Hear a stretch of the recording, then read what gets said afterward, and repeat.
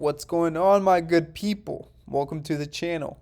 Now, I'm going to keep talking about this crypto climate accord because there's something about it, and I want to keep digging into it and present the news to you guys. Now, this is old, okay?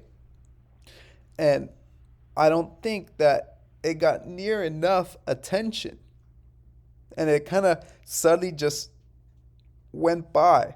People knew about it, but it just kind of flew in the wind. Now, Energy Web is the one who took initiative in starting this crypto climate accord, and I did a video on it last week, I believe. And here I'm going to go over some things this article highlights about it and the major role players that are partnering with Energy Web. Here, one of the group's long-term goals involves transitioning all the world's blockchains to 100% renewable energy by 2025. So a major part of your investment strategy should revolve around utility and seeing if that crypto is sustainable and if it's on board with this carbon footprint initiative, hence the Crypto Climate Accord. And I'm not here just talking baloney. No, I'm talking facts here. And obviously, Bitcoin was the leader and has created an ecosystem for all these other cryptocurrencies. It paved the way. However, as there's shifts in policy, right, especially when it has to do with climate change, whether you agree with it or not, you see that the energy consumption rate of Bitcoin is not going to be sustainable, especially heading into the years 2025 and onward.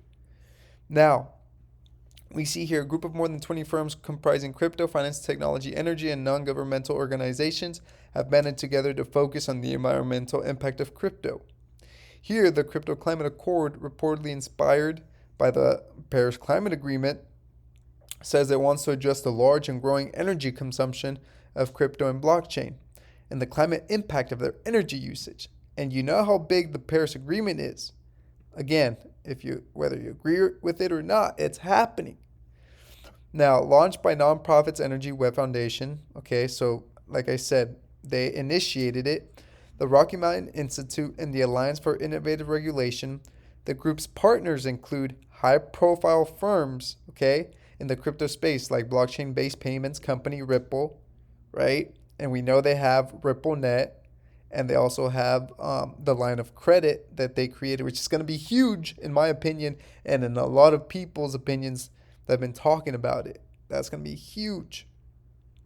Canadian mining firm Hut 8, digital asset investment firm CoinShares, and Consensus, which is the Ethereum software company. So these are major role players in this space, and they're partnering up with this initiative. If you recall, the CEO, Brad Garlinghouse of Ripple, had talked about this Crypto Climate Accord and was also promoting Energy Web and what they were doing. Now, as we look at it, there are many layers to this. It's not just, if you stop just at the surface, you're negating yourself of more information about what's going on. And that's why you got to see the cryptos that are in line with this, whether they're sustainable, their transaction fees, how fast can they real-time settlements, in other words, right? And those are huge. So, for example, HBAR, XRP, XLM, right? A lot of these are able to process really quickly, right? And they're sustainable for the long term. Casper is also future proofing. And I'm about to show you right now how all of these are interconnected. So, they're trying to transition all of the world's blockchains to be powered by 100% renewable energy. Okay, and they want to achieve everything. They set a target for the entire crypto industry to become carbon net zero by 2040. Okay, here we see Ripple joining the Crypto Climate Accord when they tweeted it out, right?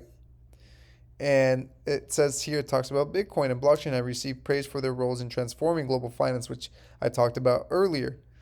But we also have drawn criticism over the technology's impact on climate change. So the energy consumption that it takes. And that's interesting that they're talking about an amount comparable to the power consumption of Kazakhstan. So this is how many terawatt hours per year that it consumes of energy. And they're comparing it to Kazakhstan. And currently, you know what's happening with Kazakhstan. So this is a very interesting comparison, about a year later or 9 months. Because Kazakhstan's actually under their mining operation, their mining rig for Bitcoin was kind of put on pause with all the controversy and all the chaos that's happening over there. Okay, so as we look here, look at their supporters. So obviously CoinShares and Consensus, Web3 Foundation, Hut 8, we talked about the XRP Ledger Foundation, right? Ripple. And you're going to see Engine Coin, right? Tezos. So you're going to see major role players who are part of this Terra pool, right? Then I'm going to keep going here. And I'm just going to highlight Libra, right? Going to highlight some major ones that we see here. Zilliqa, Polygon, right? Matic. Then we see Norton LifeLock, Casper Labs, right? Casper. I've done some videos on that one. Then we see, let's keep going down here. Let's keep going down. Let's see if we can see any other ones. But you see the point. And all these are interconnected. All the Ocean Protocol is also another one that I've done a video on. All these cryptos all have one thing in common. Filecoin Foundation right here. They're sustainable. They're all part and on board with this agenda. And so those are the coins that you have to keep an eye on, especially heading into the future, because that's going to determine where the money flows, because it has to be in line with policy. As much as you like it or hate it, it's the reality of things.